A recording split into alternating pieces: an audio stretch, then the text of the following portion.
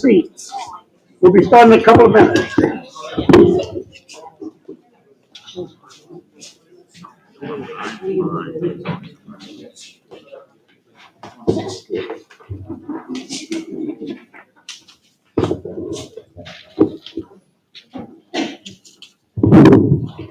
Thank you very much for coming. Please silence your phones or put them on vibrate. And with that, would everyone please stand so we can do the Pledge of Allegiance. I pledge allegiance to the flag of the United States of America and to the republic for which it stands, one nation, under God, indivisible, with liberty and justice for all. Okay. And with that, the singer will read we'll do the roll call and everyone wish the singer a happy birthday. It is a birthday.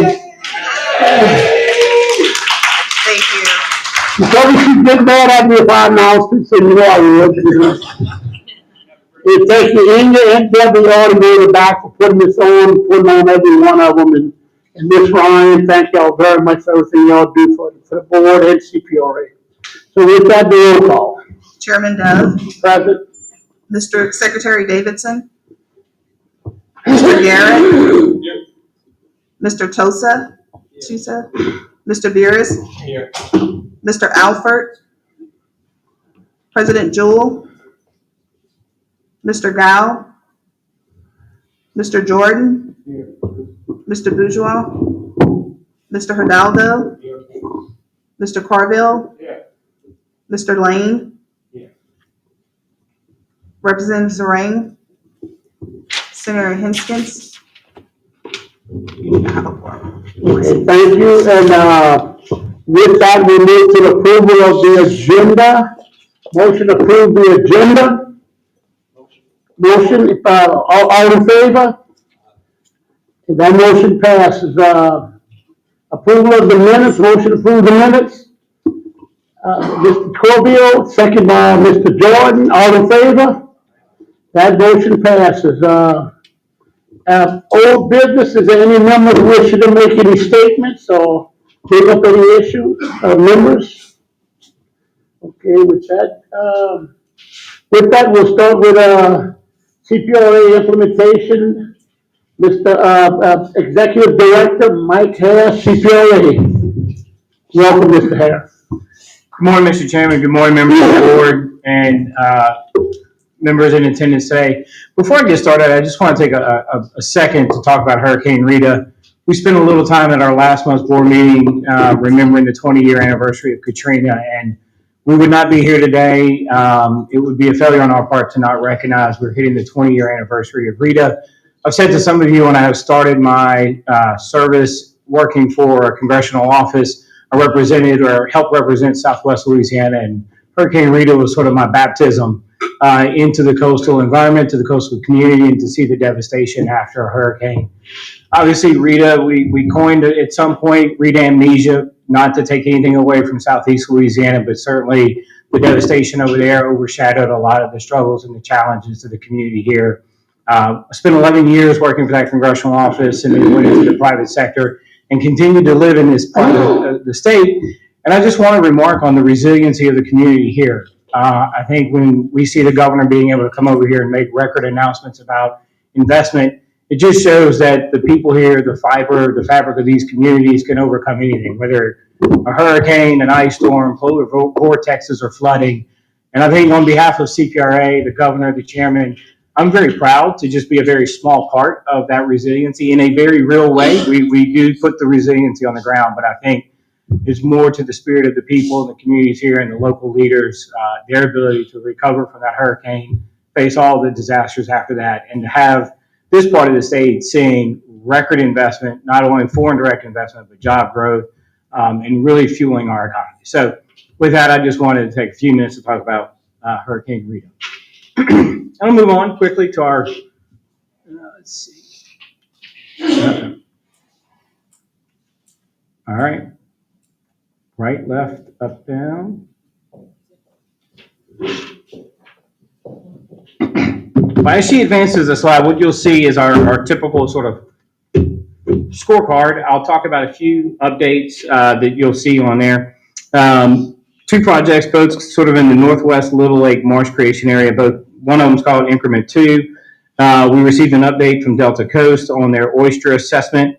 No oysters in the area, and we are moving forward quickly to get the construction permit on that project to be able to move it forward very quickly. Not long after that project, thank you. Will we have to control from there? Okay. All right. So the other one on Little Lake is one being led by our federal partners. Thank you. With U.S. Fish and Wildlife Service, NRCS, and this is sort of a second increment that's going to be moving forward, even though I called the first one Increment 2. But we're very hopeful that that will be able to get finalized, the engineering and design, and be able to move to construction, so that we can have sort of both projects sort of moving along in tandem, maybe see some efficiencies with our contractors and those who are able to bid on it. Another one is the Morgans of the Gulf Eastern Tie-in Levee Improvements. There was a successful bid opening by our local partners at North Lafourche Levee District, and they're in the process of awarding that contract. The Grand Chenier Marsh Creation Project and Restoration over here in Cameron, another one being led with our federal partners at NRCS and the Corps. We're finalizing a work plan on that project in hopes of getting that done here either by the end of this month or very soon, so we can move it forward. And then finally, the Terrebonne H&C Island Restoration Project, another one funded under NERDA. Weeks has been collecting pre-construction surveys of the access channel and being able to hopefully resume work in October. I think they had to stand down for a little while on that. Moving on to a couple really key projects. One that we're incredibly excited by, the Calcasieu Sabine large-scale marsh creation and hydrologic restoration. We have one of our project managers here today who's actually going to give you a little bit more in-depth presentation on this specific project. I would just say I'm incredibly excited to see this one moving forward. The big announcement for us is that we are anticipating any day now the awarding of a $122 million grant from the Restore Council. This, if you'll recall, is in the bucket one of the Restore dollars and is dedicated to this area. We've been working through that process, and we're very hopeful our federal partners will make that official award announcement to us early next week.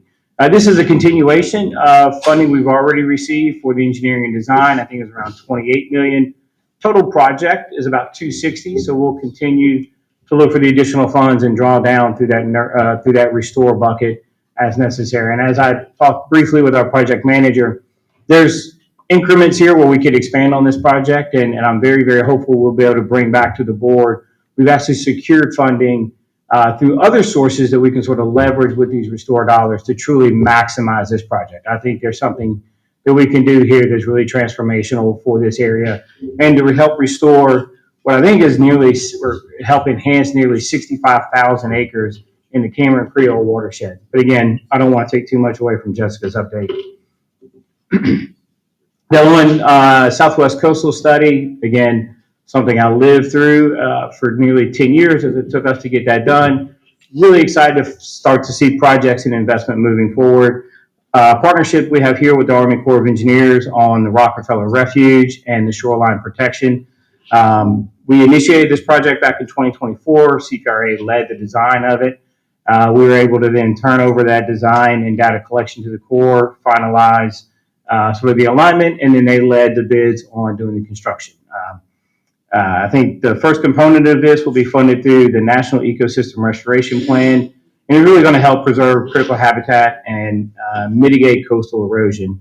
Not to steal the Corps' thunder, I think the Colonel may give an update on this one as well, but they've alluded to even some additional funding that could be here, and we're trying to find our match for that. So I think you'll see a common theme here. Wherever we can find projects that we know we can build on, we're going to leverage on those dollars, try to keep that workflow flowing as fast and as efficiently as possible.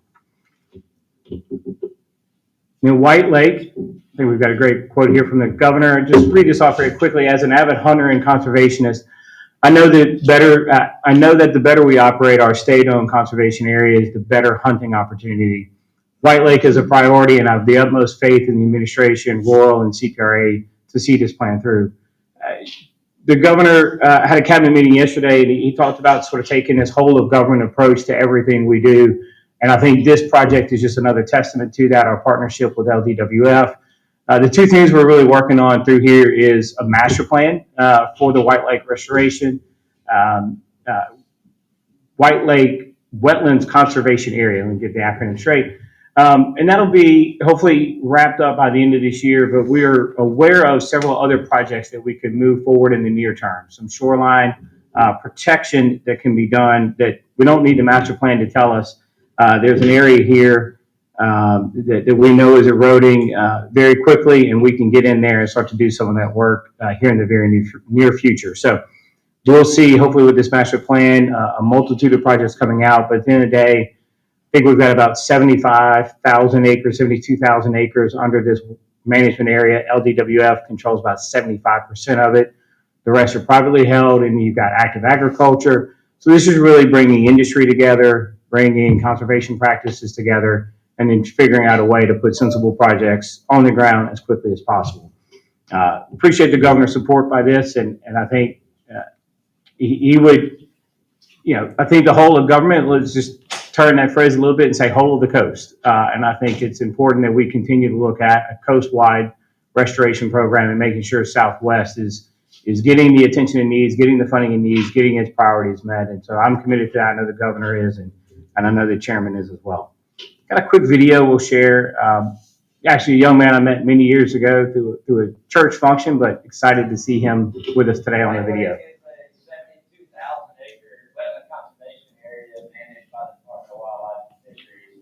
White Lake is a very unique place. You see the landscape at its best. It holds a lot of species of birds, migratory waterfowl, shorebirds. We are home to one of two we currently into the program. We deal with a lot of vessel weight-induced erosion. The continuous wave action causes erosion. Problem with that is it's eventually going to erode. There's not going to be anything left.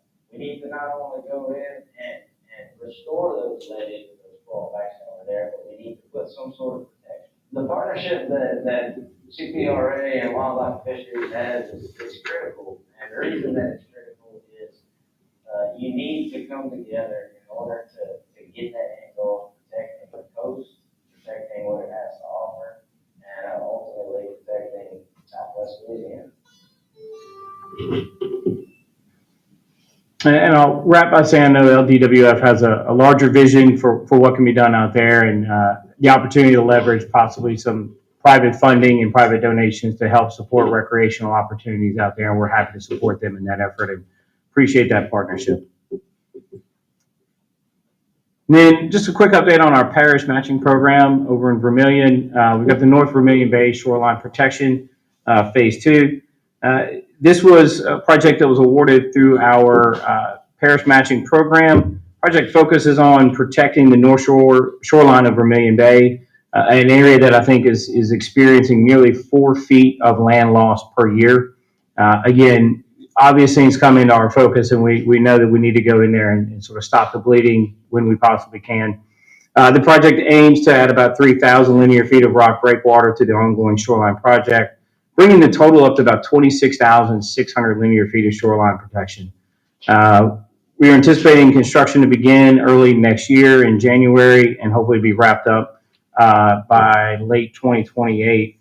Again, this is a continued effort where we've seen roughly $2.2 million already committed to it, with $1.2 million coming out of funding from CPRA and another $1 million in matching funds from the Vermilion Police Jury. Just a great partnership there. They're committed to it. Excited to be able to continue to build on the work we've done.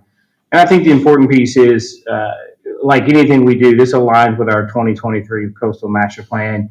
It really identifies the benefit of shoreline protection, including these breakwaters, as a proven and science-based strategy for long-term restoration.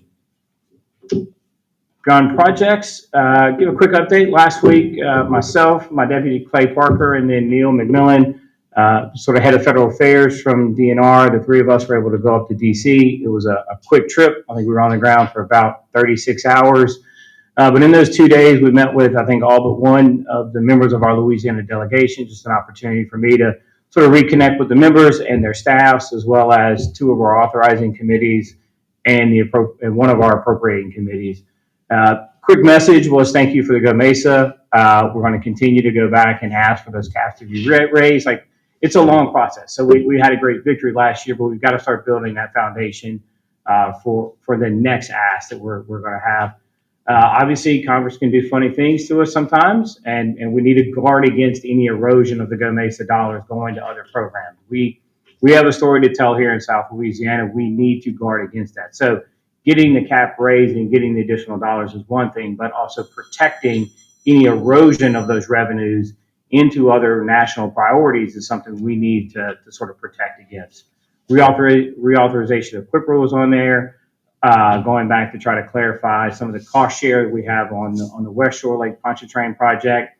That's a big money mover for us if we're able to clarify some of the federal to non-federal, or some of the cost share being removed from some of the dollars they have. That's going to be an uphill battle, but that's very, very important to us. And I think just continuing to remind them of the planning process we have, the commitment we have to the coast, and how we're going to move this program forward in the years to come. So just from my personal experience, I've dealt with Congress a lot, but I've sort of been dealing with a lot of delegations in other parts of the country. So it's great to reconnect with them, put faces to names, and see those staffs. And hopefully they won't go into a shutdown, and they'll actually stay running, and we can keep talking to them in the months ahead.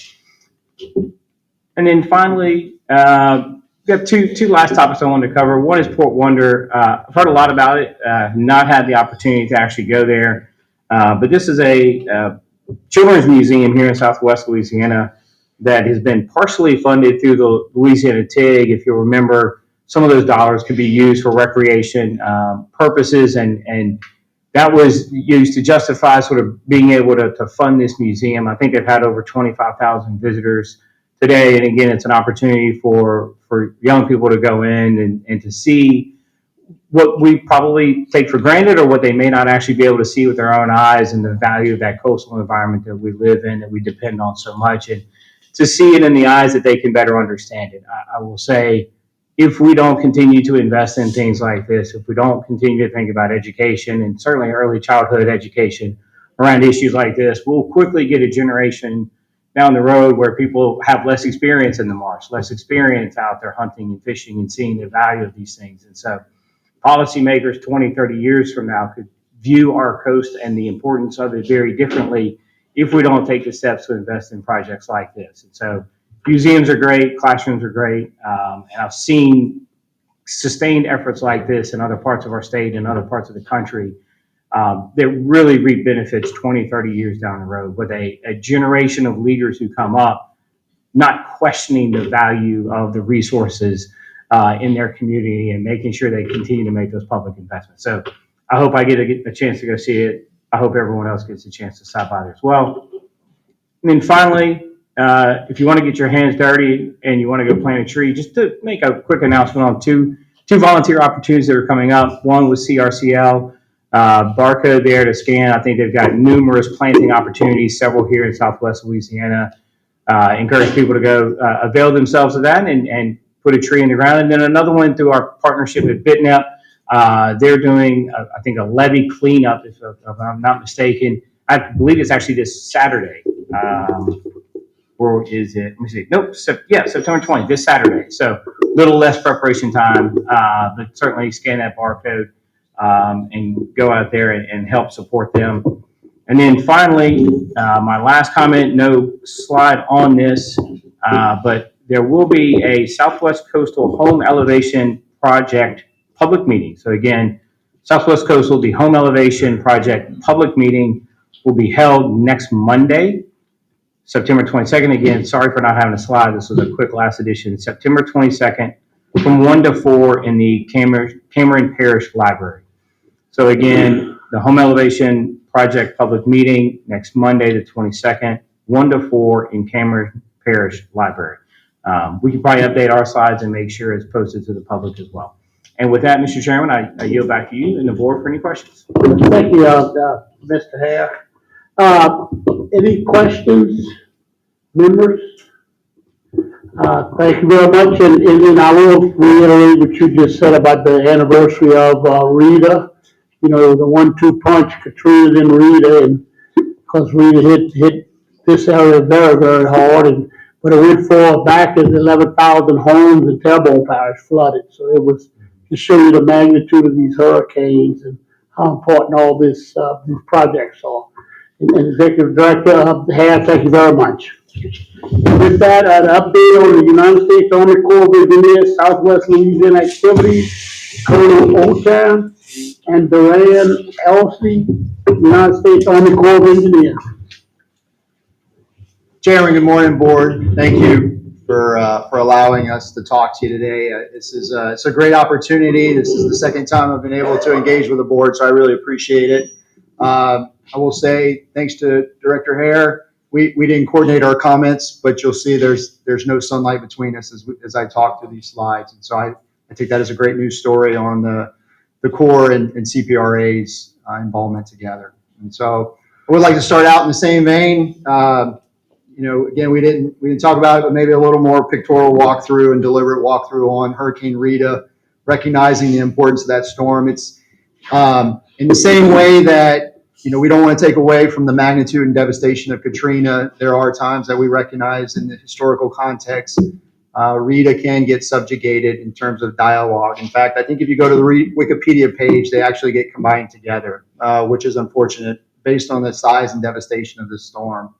Personally, I had family members lose homes to Rita, so it's real to me as well. I understand what it did to this region in Southwest and how impactful it was.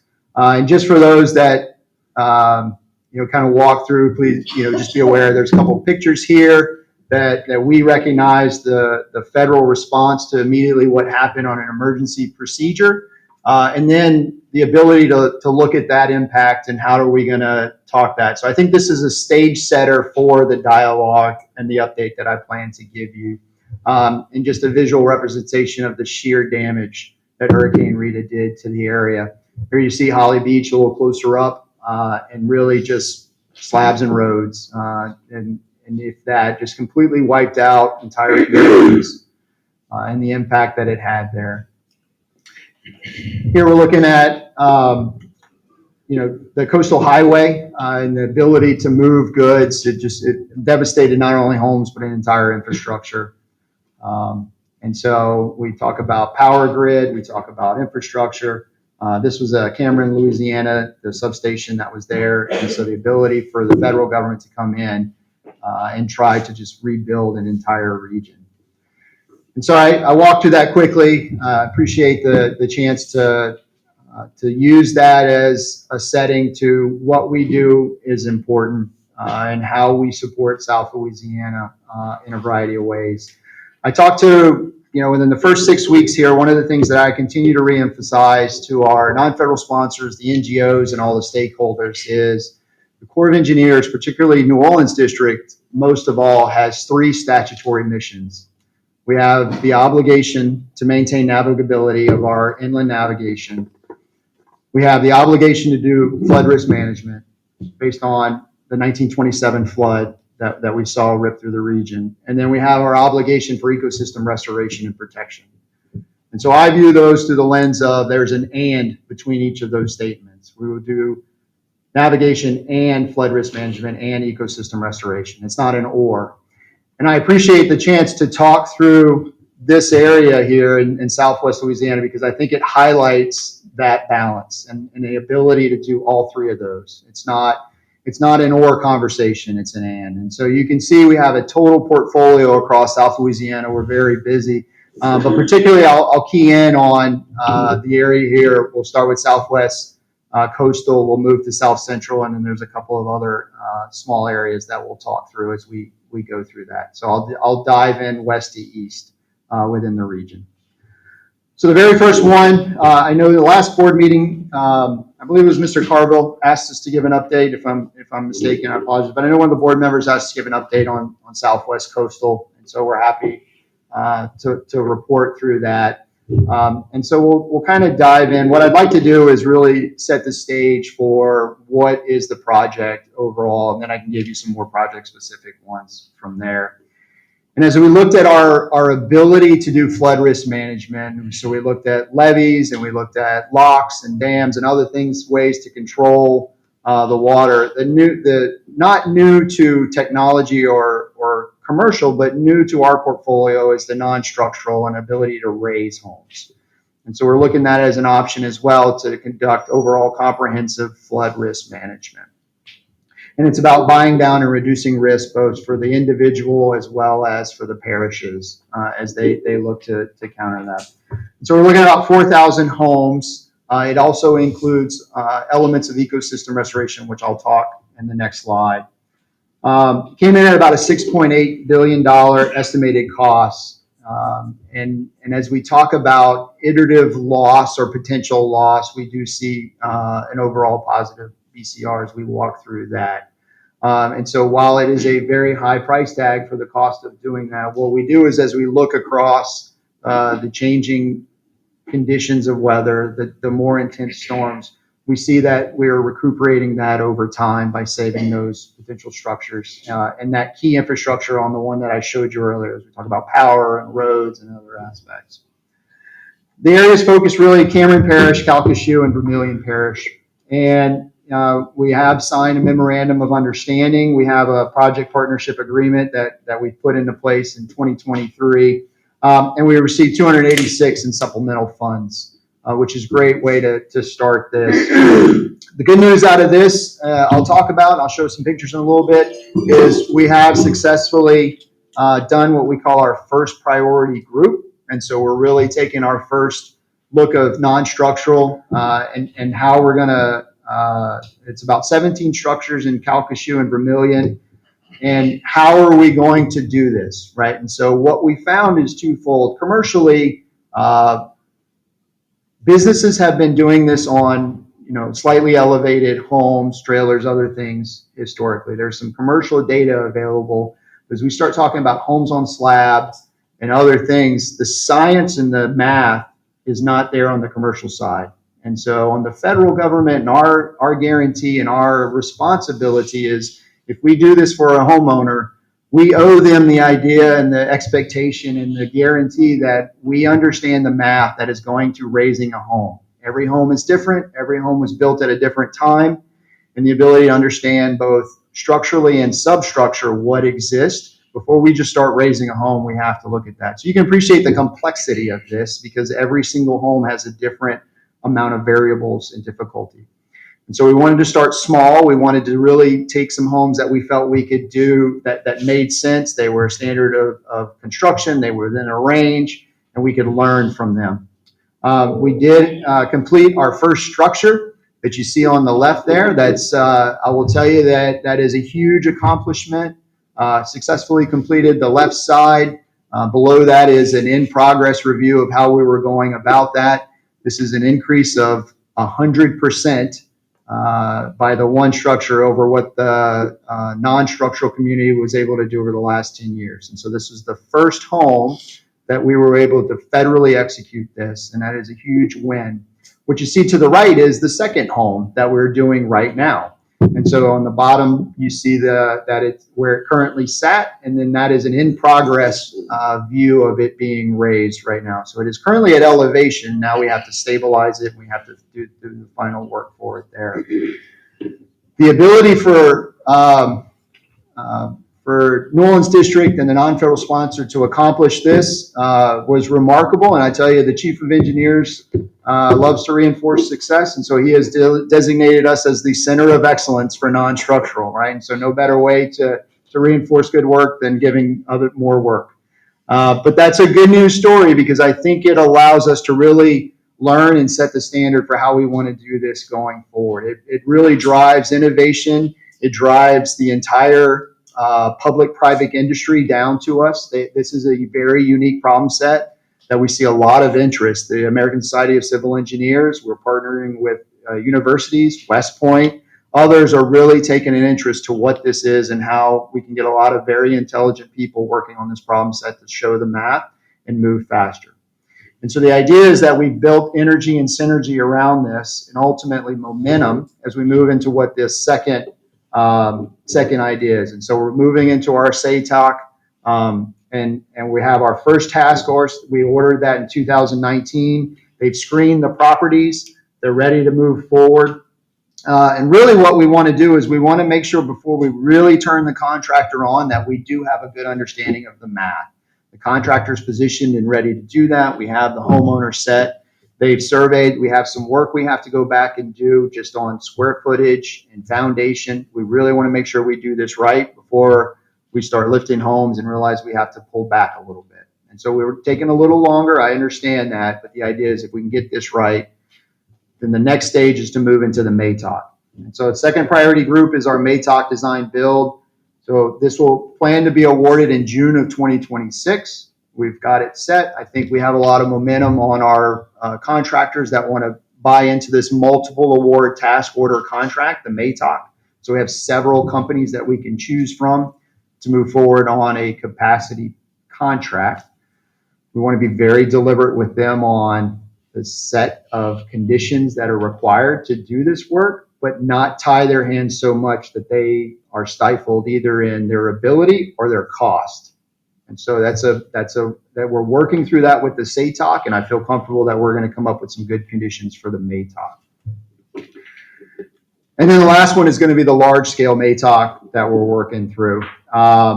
This is where we really start to move into a large set. We don't have a date for that yet. We have to understand the benefits of our SATOC, and then we have some lessons learned from our MATOC before we move into the full screening of the MATOC. So a little longer explanation there on the contract build, but I think it's important on non-structural that we talk about that we got the business right. And getting the business right is all about, do we have a good relationship with our contractors? Have we clearly set expectations with them, but not so prohibitive that they can't move forward and execute the funds responsibly, effectively, and to the standards that we expect? So I think that sets the conditions on the non-structural side. I'll talk about South Central later, but Southwest really serves as a great opportunity that we as an organization are learning. We continue to learn. We've learned a lot, and we'll grow, and we expect to roll those into South Central. The second aspect that is important for Southwest Central is it's a system, right? And we talk about a system of flood risk management, and we move into the ecosystem restoration and some of our projects that we have there. And this one we're working closely with CPRA. Director Hare briefed you a little bit on it. We're continuing to move forward on this. We have used our design build contract. We have proposals for design on the 1 mile of shoreline stabilization.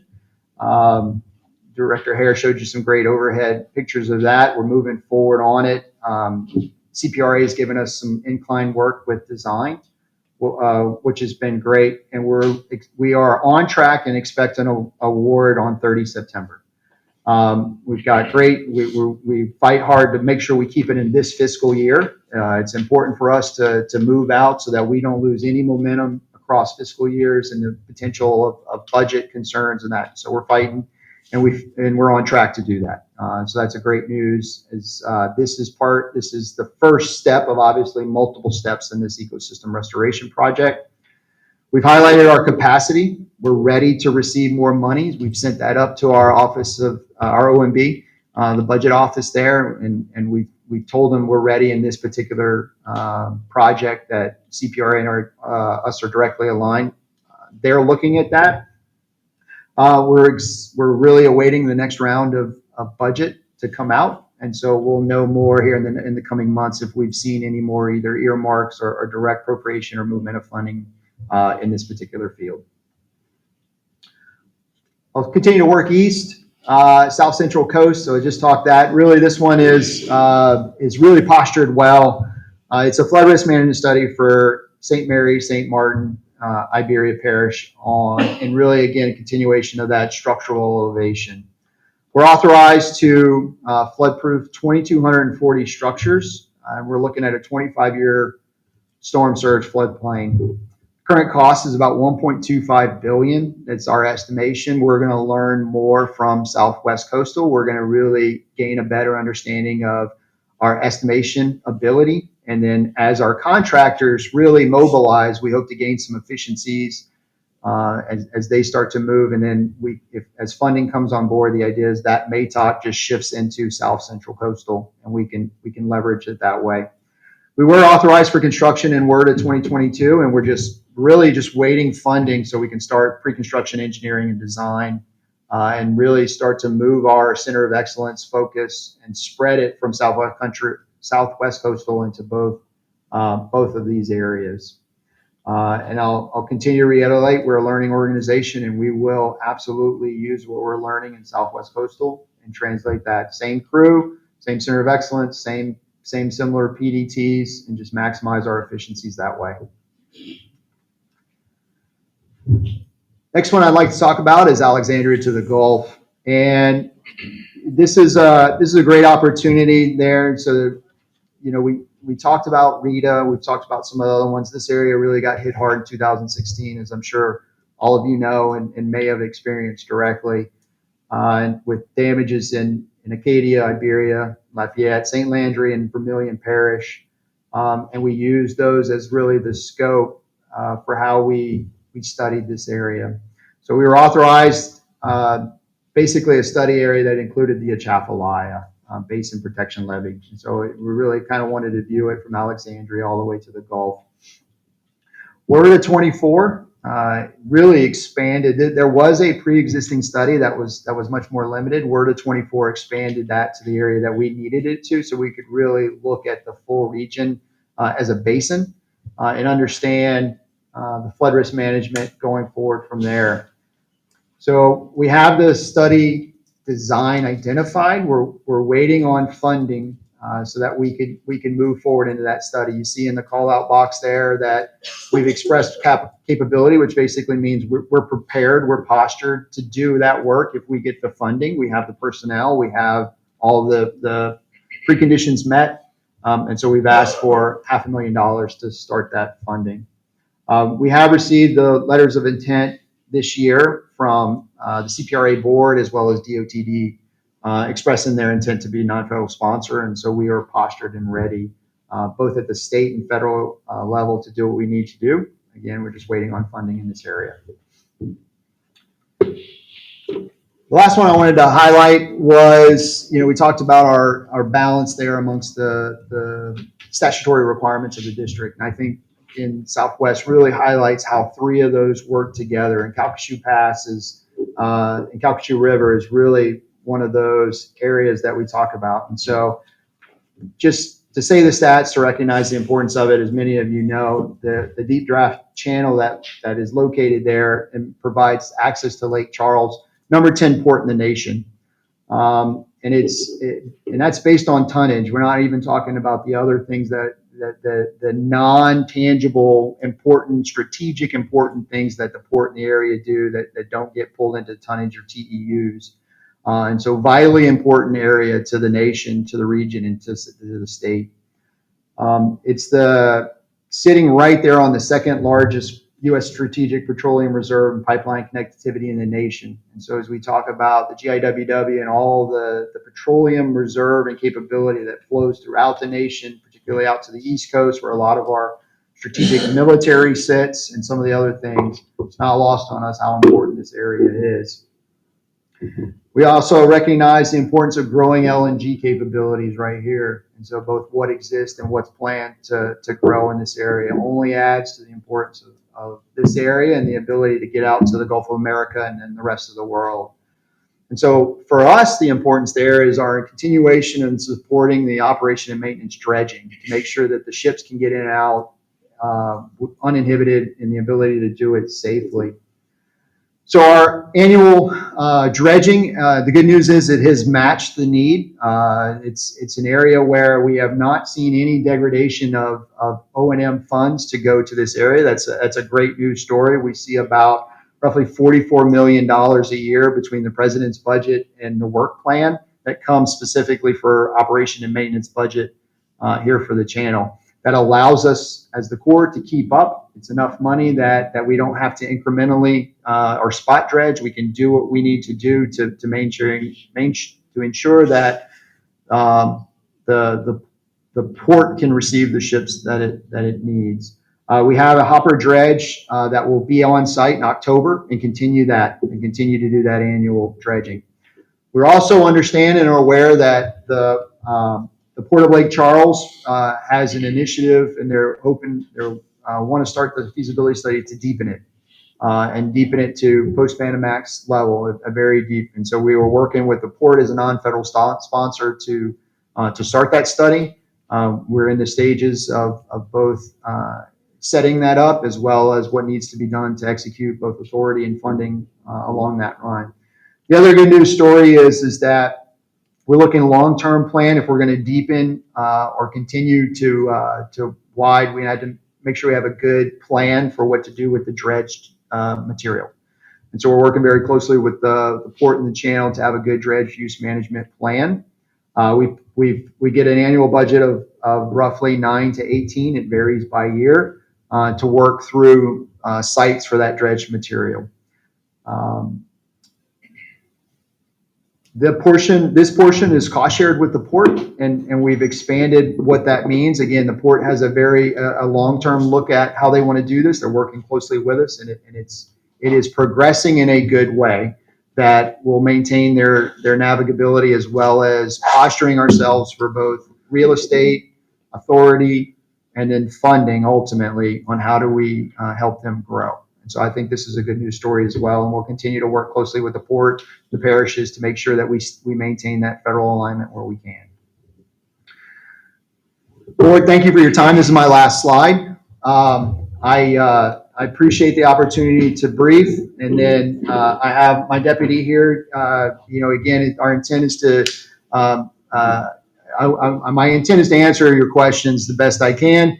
At some point, I might have to lean over, ask him to give a little more detail or background just on some of the history. But with that, Chairman, thank you for the time. I yield for any questions. Thank you, Albert. Thank you very much for that informative presentation. Any questions? Comment? Yes, Mr. Colville. Thank you. Thank you, Mr. Chairman. Thank you, Colonel. I appreciate the update. I just had a couple of questions on South Central Coast. If you talked about the non-structural part, is there going to be an ecosystem component to South Central Coastal? Not scheduled just yet for that, or not looking overly optimistic for one? No, so the authorization just included just the FRF component, which is the structure. Okay. Elevation. I was just curious.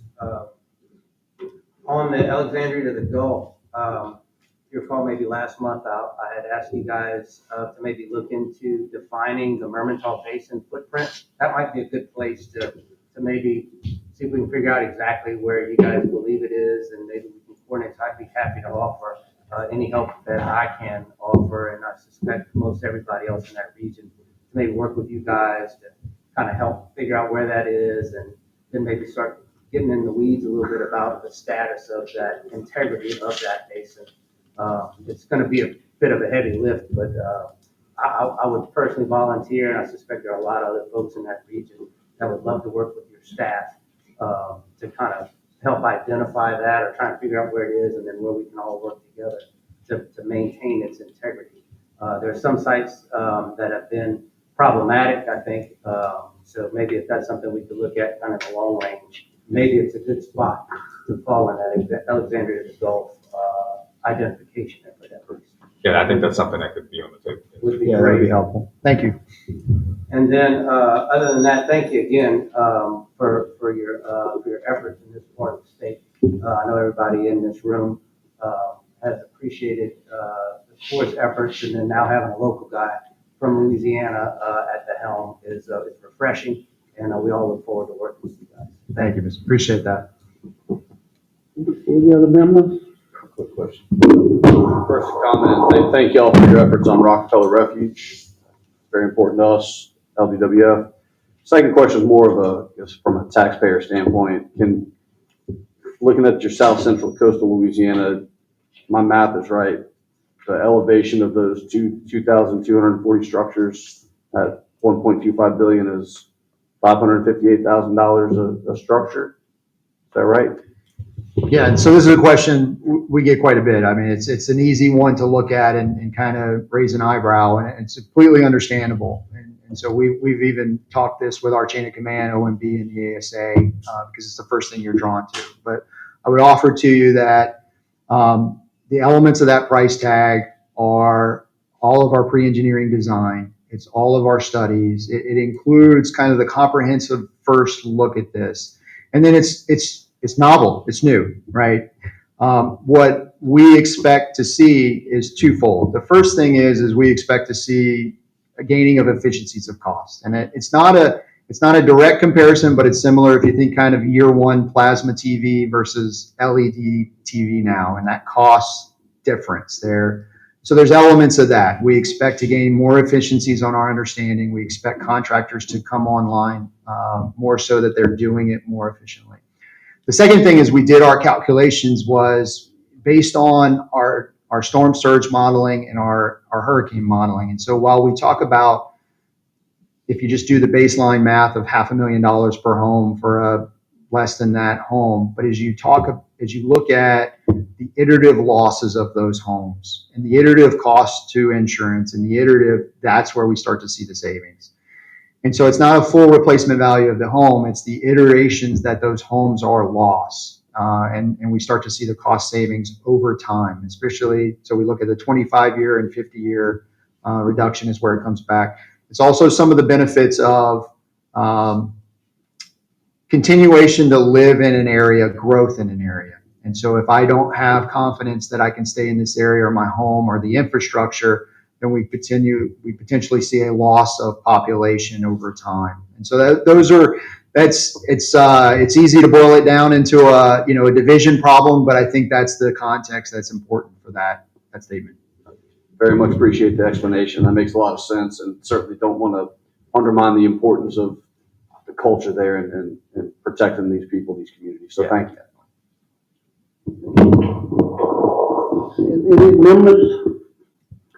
Any other questions, comments? And from the chair, I'd like to thank y'all also. It's refreshing to see the 1 mile of breakwater rocks. I believe we're going to the westward, if I'm not mistaken, in Rockefeller Reserve. And also, we've met numerous times trying to expedite the lifting of homes. So I appreciate your time and effort trying to get that process, speeded up on the first especially the first 17 pilot homes. Another thing, on the beneficial use of dredge material off the Calcasieu River, it's, you've done such a wonderful job on the Mississippi River, creating about 14,000 acres by taking the dredge material and pumping it to the east and west of the river to the south. So I appreciate y'all really using that material when you're dredging these canals, and thank you for that, and the Corps. It's great to work with y'all. Thank y'all very much, and Colonel, welcome to all of Louisiana now. Thanks, Jeff. Laura, appreciate it. Thank y'all very much. Okay, next is C7-87 project overview, Jessica Diaz, CPRA. Ms. Diaz.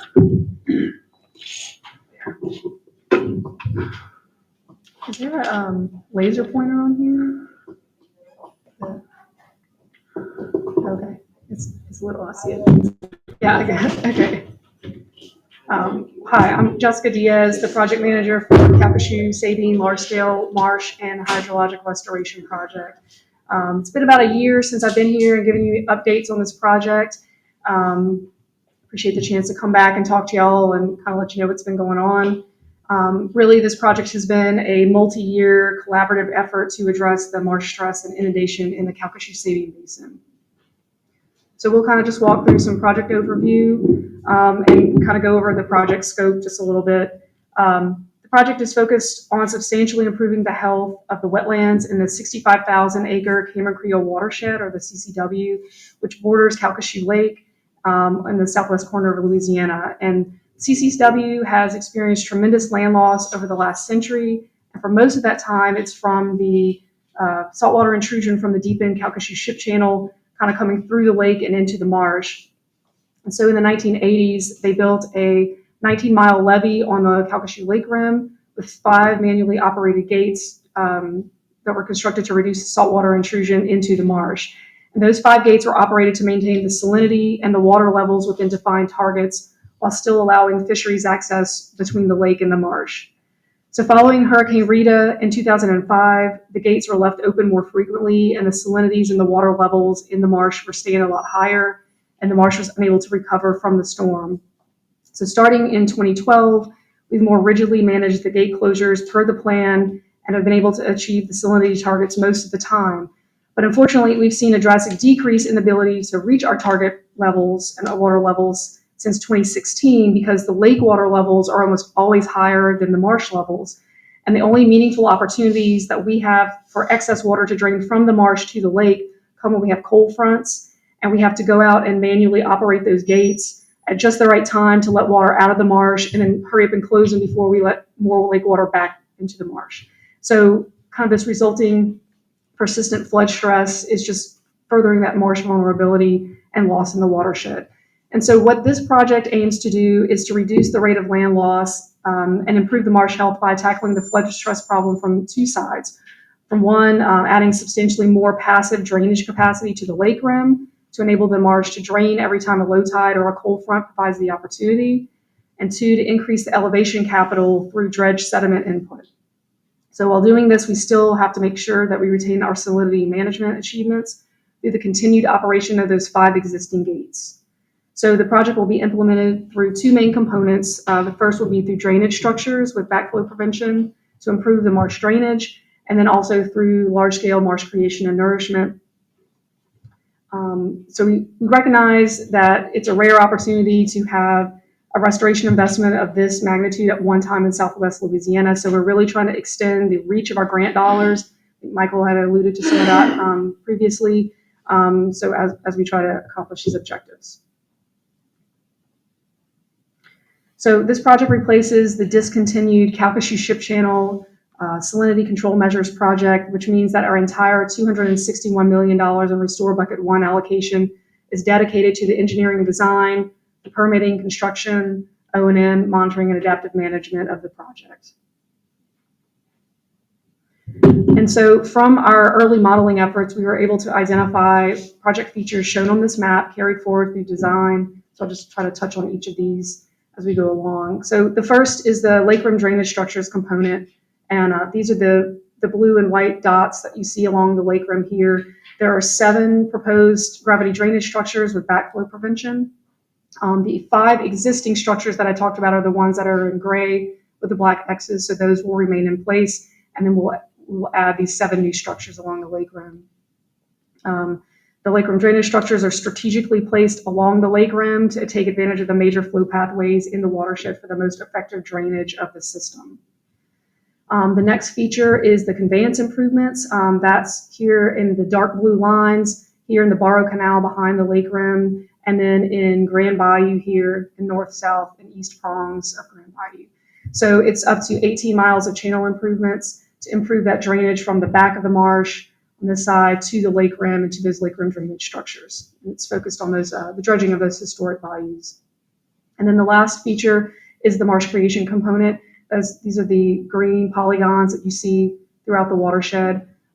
We plan to build over 1,500 acres of the 7,000 that are proposed here using dredge material from the conveyance improvements.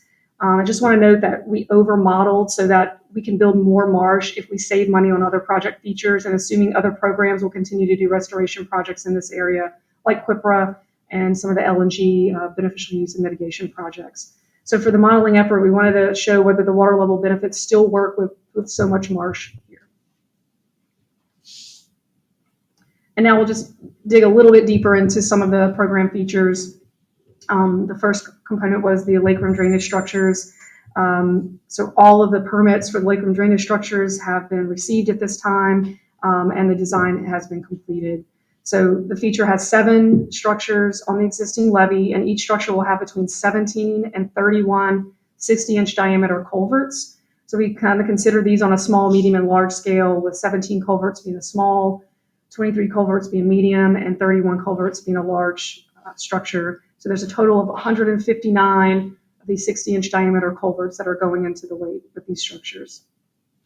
And because of their locations on the levee, we have to make them as resilient as possible to storm damage and vandalism. So therefore, one of the most important components is the backflow prevention devices, which will be inline check valves that are installed on each culvert to ensure the water only flows from the marsh into the lake to support the project goals. They'll prevent the water coming back from the lake into the marsh. And just to kind of bring the project concept to life, this is just a rendering of what one of the structures will look like. You can kind of see on the left side is the lake side, on the right side is the marsh.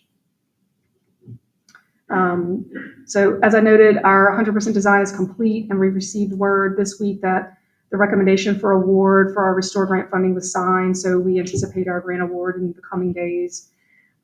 Based on the award timing, our advertisement is anticipated for late September or early October, in just a couple weeks. And really, this project would not be getting off the ground if not for the support of our partners at the Department of Treasury. You know, we have a representative here today who administers the Restore Bucket 1 funding. These are just a couple more images to kind of show the design, kind of bring it to life, what the structures will look like from the marsh and the lakeside. So this is the lakeside here, and you can kind of see the outfall of what the culverts will look like on that side. And on the marsh side here, you can kind of see these trash racks that are covering each of the culverts so that we don't get debris into the culverts to block the flow. So our next component that I had talked about was the conveyance improvements. So this includes 18 miles of channel improvements from the back of the marsh to the lake rim to improve drainage in the system. So they will increase the water level reductions in the marsh, improve the flow pathways to the proposed lake rim drainage structures by removing choke points in high flow areas, and they'll provide a more concentrated flow path from the eastern marsh to Grand Bayou and then to the lake rim drainage structures. And all of our permitting for conveyance improvements has been completed at this time.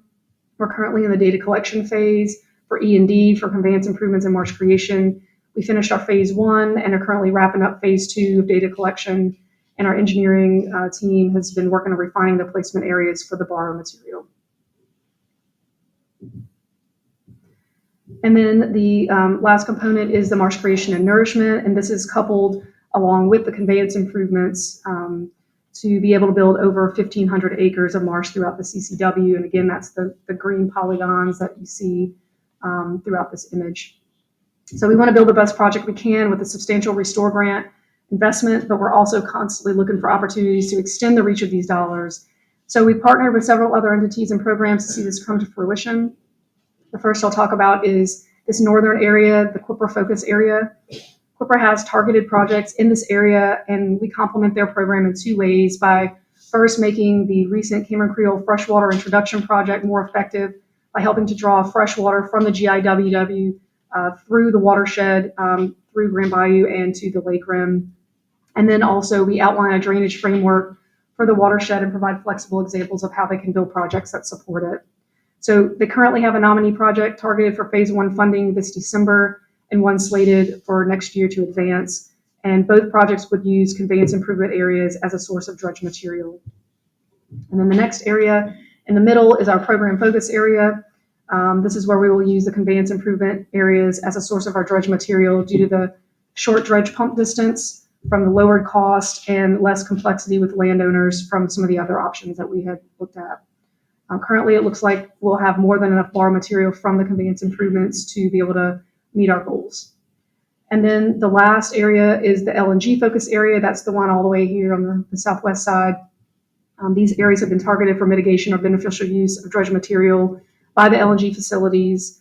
And we've been providing feedback to them to ensure their plans support the drainage function of the CCW. I know Venture Global's currently dredging and constructing one of their cells over on this side. So this, again, is just our program focus area. In this middle area, we have currently targeted 5 marsh creation cells for this area. So this is the green polygons you see, and then the lighter green cells that are there. These 2 cells are ones that have already been constructed through the CPRA program. So just a little walk through our schedule. Really get the biggest bang for our buck with the gravity drainage when it's built as soon as possible. So we've been aggressively targeting a construction phase start for the drainage structures for this year. The conveyance improvements in the marsh creation phase follows that. So our design consultant, HDR, recently finished the 100% design and the bid package on the lake room drainage structure. So as soon as we have that grant award, we'll be advertising for construction. And then the marsh creation and conveyance improvements, the phase 2 data collection efforts are wrapping up, and we anticipate a 30% design this fall with the complete bid package and advertisement for construction in mid-2026. So we've maintained an aggressive schedule. That's because it maximizes the efficiency of each component of the project. And I really just want to kind of point out some of our partners that have helped us to get here. Neil Schaefer, Mott McDonald, HDR, design consultant, Water Institute, Geoengineers, and EMC. They've all helped us move efficiently and effectively toward implementation of these project features. And just quickly, our next steps for our lake room drainage structures, HDR is just wrapping up that bid package so that we can advertise as soon as that Restore grant funding is received, late September, early October. And for the conveyance improvements and marsh creation, phase 2 data collection is complete. We're refining our marsh creation areas and planning for that 30% design for this fall. That ends my slides. Thank you, Ms. Diaz. Any questions? Members? Yes, Mr. Corville. Thank you, Mr. Chairman. I'm going to seize my privilege and opportunity to brag on some of your staff, Mr. Chairman and Executive Director here. It's been an absolute, I'm not speaking as a board member, I'm now speaking as a landowner. I guess I have that luxury because I got the mic. But it's been a pleasure to work with Ms. Freer and then Ms. Diaz. You guys have shown an incredible amount of, I would even use the word respect for the landowner and the landowner's rights, which is refreshing, and dealing with a lot of coastal restoration projects. I wanted to thank you all and your staff, Mr. Hare, for what they've done. The other person I would be absolutely remiss in not recognizing is Ms. Sharp. She has been absolutely fantastic to work for, and your staff in managing the structures, existing structures on the Cameron Creole have revolutionized how we look at the coast. And I want to take this opportunity. You guys have, you in particular, have an incredible staff at CPRA, particularly ones that work on this Cameron Creole watershed from an operations and management standpoint, a monitoring and a planning standpoint. And I felt it's appropriate to recognize excellence. And all of those folks, along with a lot of folks I'm not mentioning, have really displayed that. So I want to thank you guys. It's a good use of taxpayer dollars doing coastal restoration. You guys do a fantastic job. Thank you. Great to hear. Any other comments? Very well put in from the chair. Yeah, this has been a great project, $260 million in Southwest Louisiana, and the governor, Jeff Leonard, does emphasize it does really prioritize South Central, Southwest, as well as the whole coast. And about one question I have, the lake room drainage structures, what is your estimated budget on that, that you're going out for bid in coming weeks? Yep, our grant award will be for $122 million. Okay, that's what the structures are expected to run in that area? Yes. Okay. And that is 7 of them? 7, yes. Okay, and also the Quipper projects, when should they come to fruition, or what stage are they in? One of them for sure is in phase 0, is coming up for phase 1 funding in December. The next one is still kind of in the planning phases, and I think maybe will come up for phase 0 this December if they are voting on that next slate for next year. Okay, with that, I want to thank you, Ms. Diaz, and thank you to Colville for the kind words. We do have a great staff, and they really, they out to get expedite and get things rolling while respecting the landowners. So with that, thank you, Ms. Diaz, and with that, the Louisiana Watershed Initiative,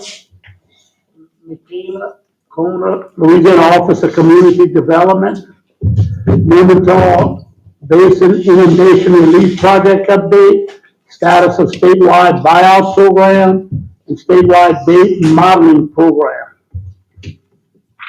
Good Please state your morning. name. Yes, good morning, Chairman Dove, members of the board. My name is Michaela Connor, and I am the Director of Economic Development and Infrastructure for the Louisiana Office of Community Development, Disaster Recovery.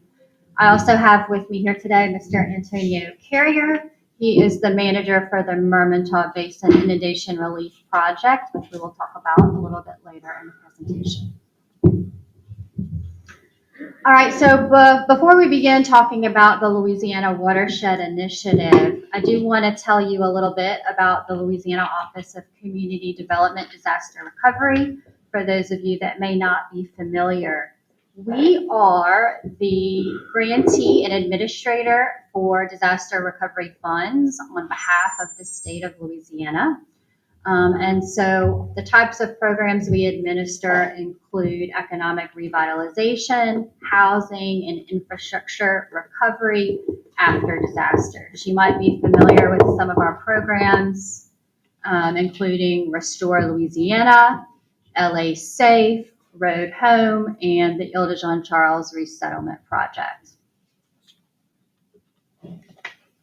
This all began with Hurricane Katrina and Rita, as this has been the topic as the 20-year anniversary. So the state of Louisiana received a $13.4 billion disaster recovery allocation as a result of Hurricanes Katrina and Rita.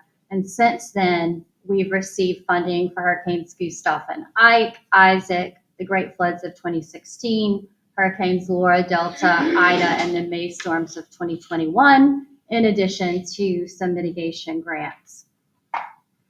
The latest allocation we've received is the Hurricane Francine allocation, $117.9 million to help us recover from Hurricane Francine. You can see outlined the most impacted and distressed areas include Ascension, Assumption, Jefferson, Lafourche, St. John, St. Mary, Terrebonne, St. Charles, and St. James. Per our approved action plan, the focus, these funds are earmarked for housing recovery. So we do not currently have planned any economic development or infrastructure projects for this allocation, just because the need for housing recovery was so great. So the Louisiana Watershed Initiative came about after the Great Floods of 2016. Essentially, we had two rainfall events 6 months apart, which impacted 56 of our 64 parishes. And as a result of that, we received an unprecedented grant of $1.2 billion for mitigation efforts to try and make our community more resilient from future disaster events.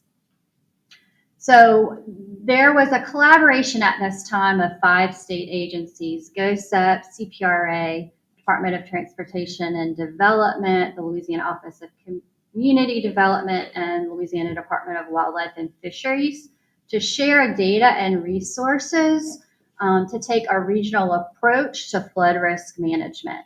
And so this $1.2 billion grant helped jumpstart that effort. We budgeted the $1.2 billion grant across a variety of activities.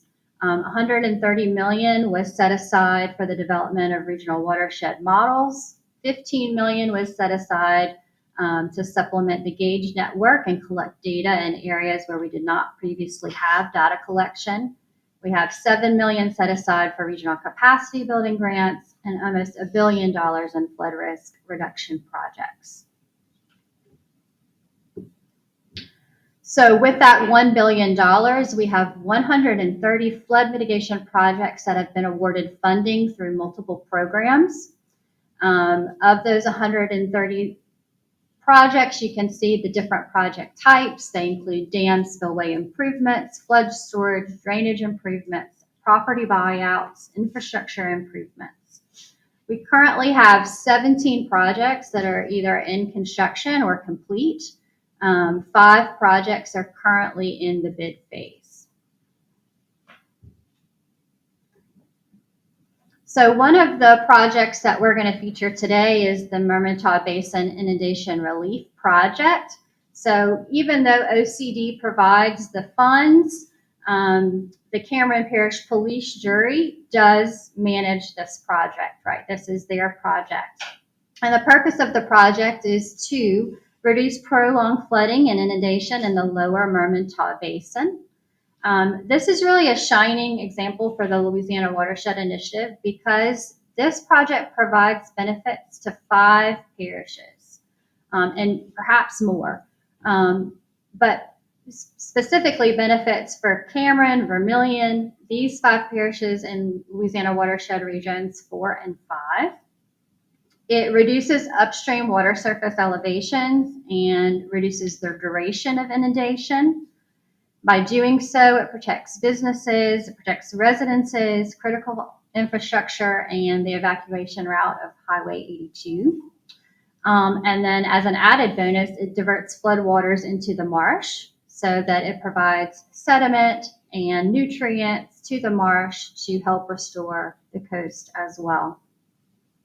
This is a $25 million project that's currently in construction.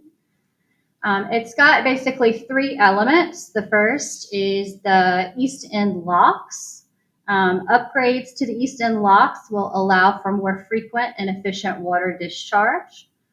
This contract was awarded to M&C Oilfield Services with a value of $10.9 million. Currently, the gates are being manufactured. They're expected to be complete in January of 26, with an expected construction completion date of March of 26. The second element are essentially 4 water control structures. This contract was also awarded to M&C Oilfield Services and a value of $9.4 million. Structures 1, 2, and 4 are complete. Structure 3 is either in the final stages or complete as well. And then the last element of this project are channel improvements to increase stormwater conveyance. This contract was awarded to LNR Construction Co. in a value of $657,000. So they're currently underway with channel conveyance work and I think some lateral drainage cleanouts along Highway 82. So the good news is that this project is moving quickly. It is on schedule. Again, overall, all 3 phases are expected to be complete in March of 2026. And again, just a thank you. So even though this project has multi-jurisdictional benefits, but it also, as a result, has many stakeholders, right? And so it's the collaboration of these stakeholders, the successful collaboration that has contributed to the success of this project.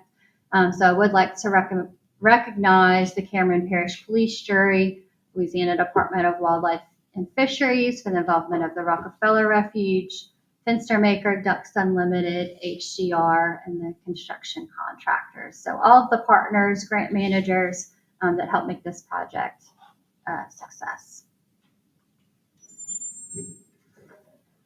All right, so another part of the Louisiana Watershed Initiative as part of our state projects and program, we also are conducting buyouts. This is a voluntary program that offers property buyouts in areas of high flood risk. It's along the same vein of the Louisiana Watershed Initiative to reduce flood risk and restore natural functions of the floodplain. Buyout awards are based on the appraised fair market value of the property, but the interesting thing is that we also offer an incentive award for applicants or homeowners that choose to relocate to areas of lower flood risk. This program is designed to benefit those with low to moderate income. The parish does have to agree to take on the ownership and the maintenance of the property after the buyout is complete. And the demolition, they do clear the way so that there's nothing left to increase flood risk, essentially. So includes demolition to remove impediments to drainage. The award cap is $250,000 per applicant is the cap. I think this program really is unique because of the incentive award. So again, the applicant has to be a homeowner. They have to be living in the home to receive the incentive award. They have to agree to locate outside of the 100-year floodplain, 500-year floodplain, or outside of the 100-year floodplain and elevate to at least 3 feet above base flood.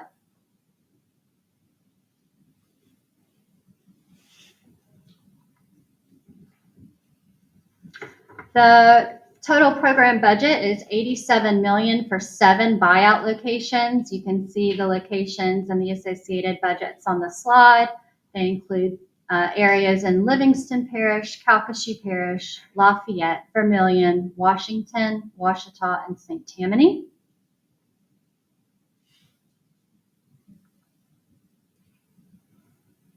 Overall, we invited 715 homeowners to participate in the program. To date, we've purchased 307 properties. 61 are in progress, leading to a participation rate of 51%. The average award across all buyout areas is $134,000 per award.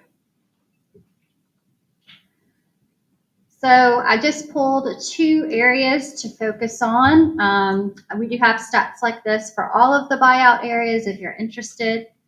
This is Vermilion Parish, Victoria Acres, which is a neighborhood between Abbeville and Maurice. The budget is $10 million. There was an invited population to participate of 49. 40 properties were purchased for a participation rate of 82%.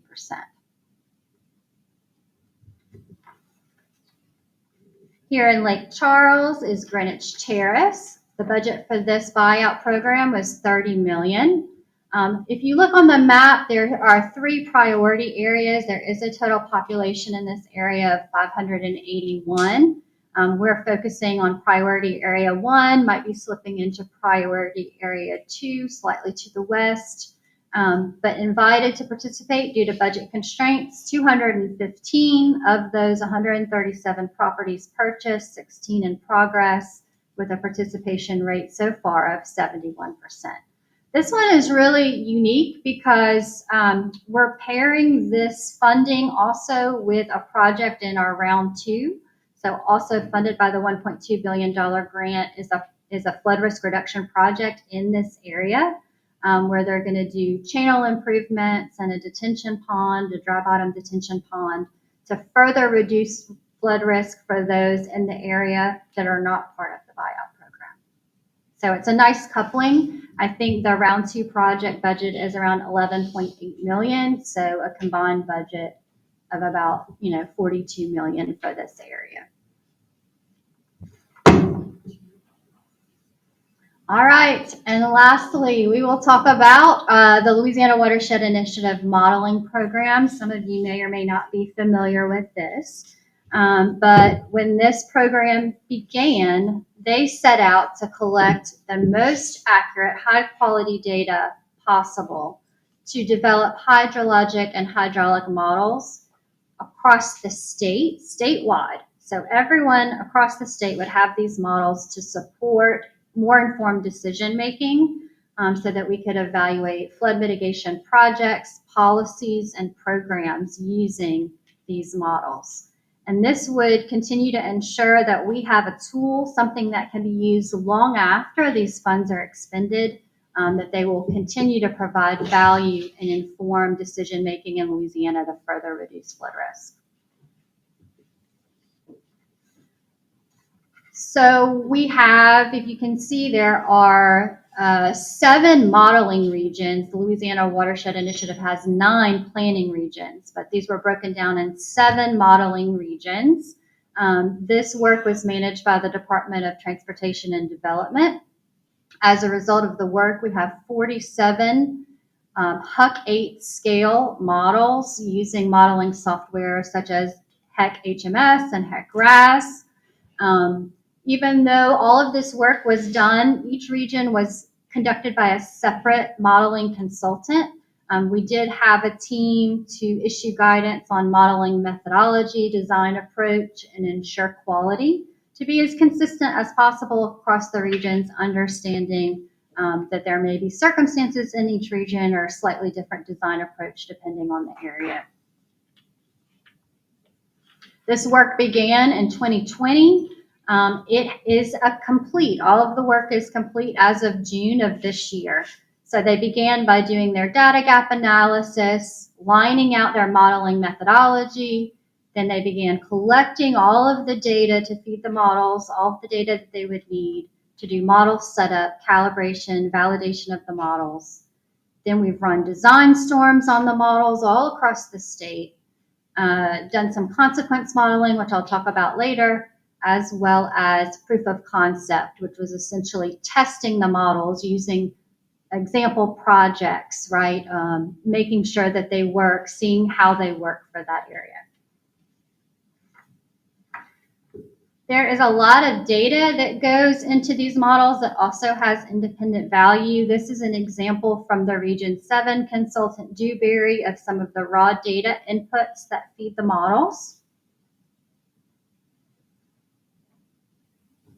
And then in addition to that, there was a lot of survey data collected. Bathymetric survey, traditional ground survey. This is another example from Dewberry and Modeling Region 7. More than 2,000 structures were surveyed to be placed into the model. So all of this data exists. So what do we have? Okay, so we have the standalone data that we talked about. We've expanded the statewide structure inventory that CPRA uses across the state of Louisiana through the Louisiana Watershed Initiative. We have all of the surveyed structures. In addition, we have model outputs. So we have flood depth and velocity for the different year storm events, 5, 10, 25, 50, 100, 200, and 500 year events. We have flood hindcasts for historic events, such as the floods of 2016 or Isaac or Gustav. And then we also have consequence modeling, which is interesting because it kind of pairs the design storm modeling and provides damage estimates based on that. So what is our risk, right? What is our damage risk based on that modeled storm event? What this really does is it filled key data gaps for us. It provides a foundation for database decision making at the local, regional, and statewide level. So we have all of the models, all of the inputs, all of the outputs. And now is the time that we see how these tools are going to be used, right? They can be used to support local planning and zoning, right? To increase planning zones and elevation requirements for local communities. They can be used for forecast modeling. They can be used in design for designing projects. These models can be used to design regional projects. Their breakouts can be used to design smaller scale projects. And so again, here we are at the place where we can say, okay, how can we now apply this? This is now available across the state. How can we apply it? What was done? Talked a little bit about the consequence modeling. So the Water Institute of the Gulf produced this visualization tool. I will share the link also separately. I will send an email because that's kind of hard to track down. We'll link it on our website. But again, for every structure in our structure inventory, we took the extracted depths from the modeled flood raster and compared it to the data in the structure inventory, the best available data for the first floor elevation. And so then that is used to help us calculate what the potential structure damage and a dollar value would be and what the content damage would be. So this is going to be available where you can go on this tool and look at different design storm events for your area. So this is very useful. All of the work that's been done, all of the models, all of the data is going to be available publicly. So we've created a dashboard. The Water Institute of the Gulf built this environmental data and model catalog, which is essentially a dashboard where you can go in and download the data for your area, whether you want to download a model or download a data set. All of it is going to be available through the endemic dashboard. You can see I put a few slides here just to kind of show how things are organized, but it's going to have the metadata associated with the models, the metadata associated with the data. It will have a search function, and we're trying to improve usability on this site. But essentially, we have an Amazon, like a grant to store all of this information in the cloud, but this is the way that you download and upload. So you can take out a model, do work, add a project, add a feature in your region, and then you can actually upload that data and share it back. Okay, so not only use, but it's to become collaborative and proactive.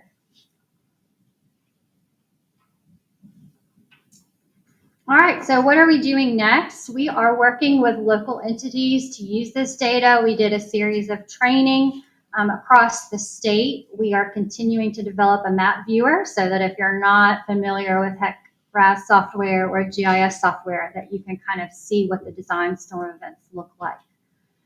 We have our planning regions, 9 planning regions across the state are developing regional watershed plans. We're continuing to work with our state agency partners to see how these models may be used either in their programs or by their agency. And then we're also doing a comparison to the FEMA maps, right? This data is the newest and the best available that we have. There's going to be reasons that it's different from FEMA maps, maybe due to methodology or data inputs, Gulf water levels. But we're asking in what we call a TO5, all of the modeling consultants to go back and do a comparison of the differences between the Louisiana Watershed Initiative maps outputs and the FEMA effective maps. Those aren't available, the base level engineering information. And so we want to know how many structures are in the FEMA flood zone, how many are in LWI. They might be different, right? And I think we've seen, I'm not showing it here today because, again, we're going to do this work across all of the regions, but we're seeing where maybe structures might need to be in or out, of a flood zone, depending. And so we're going to generate those counts of the differences, and then we can take it from there and assess. And that is all I have. Thank you. I yield back to Chairman Dove. Okay, with that, any questions, comments?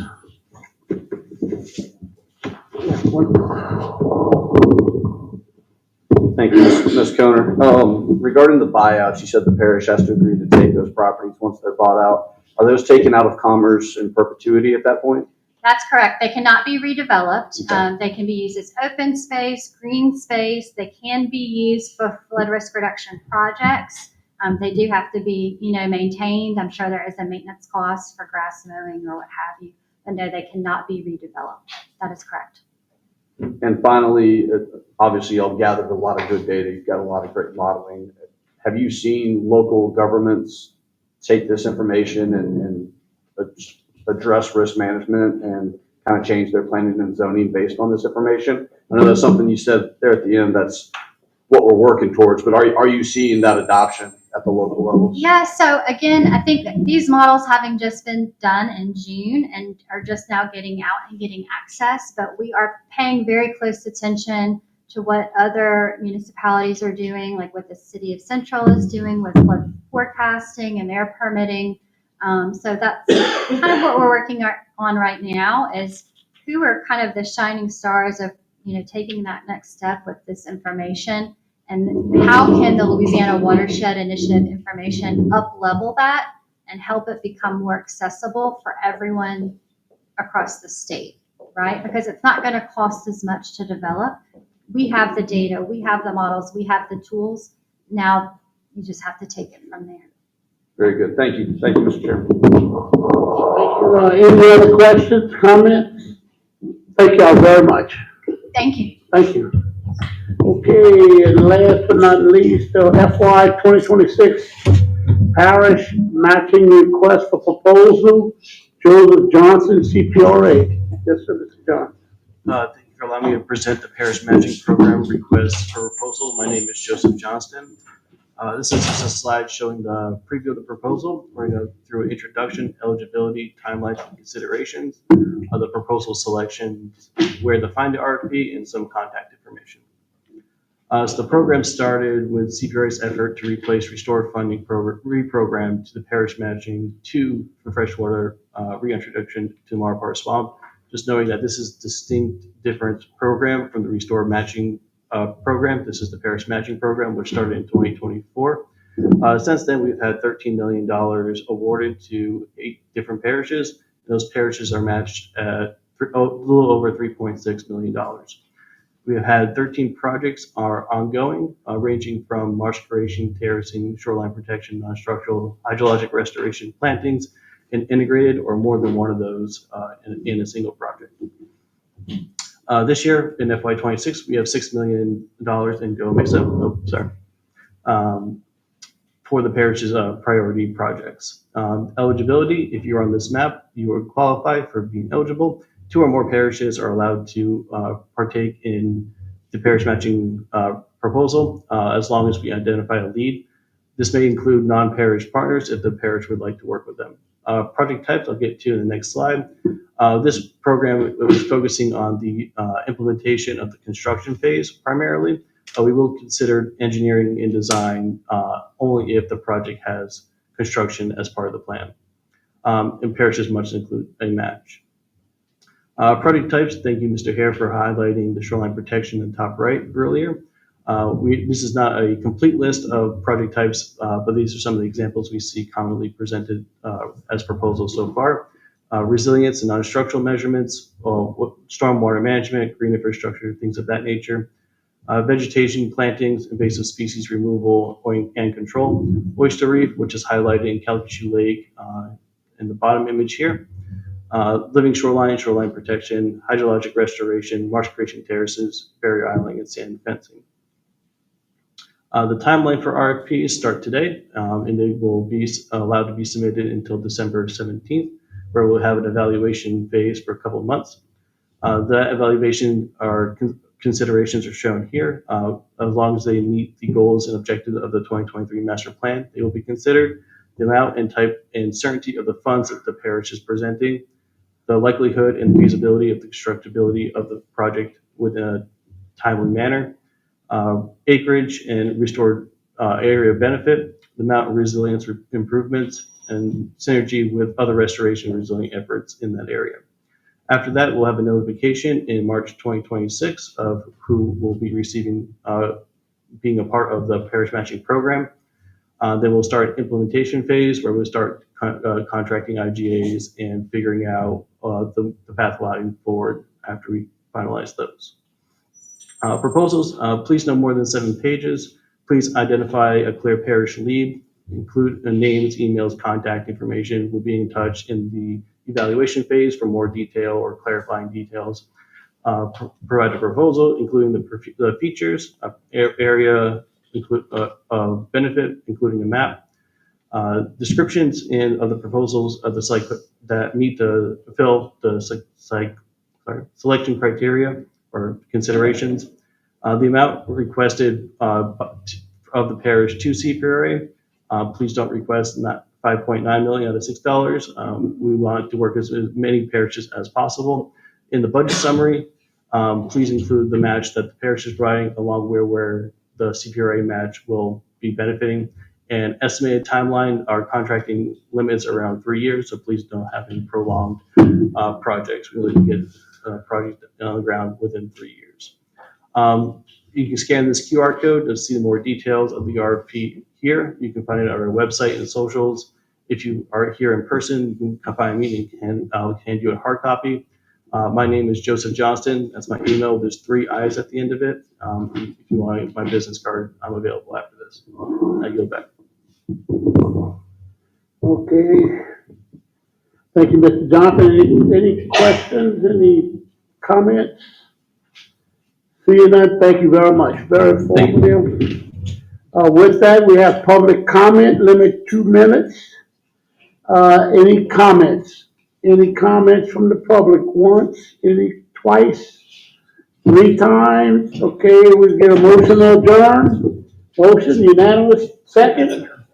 Unanimous second? And I want to thank everyone for coming out, and you'll see a lot of activity in Southwest, South Louisiana, across the entire coast. So with that, thank you all very much, very informative, and I want to thank the folks at CPRA and CORE and everyone else for putting on their food projects, and thank you, Mr. Hare, Executive Director Hare, for putting the program on. Thank you all very much, and y'all have a good day, and God bless each and every one of you, and God bless America.